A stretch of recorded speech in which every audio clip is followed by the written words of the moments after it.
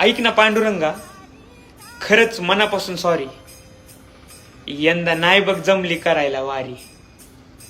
ना होती तुकोबाची गर्जना, ना होता माऊलीचा आवाज, ना ऐकू आला टाळाचा गजर, ना कानी पडला पखवाज.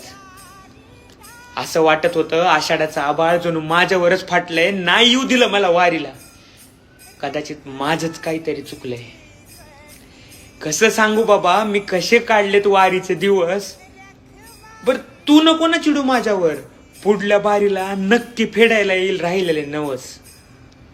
सध्या तर बघ ऑफिस ते घर, घर ते ऑफिस, एवढीच काय ती वारी.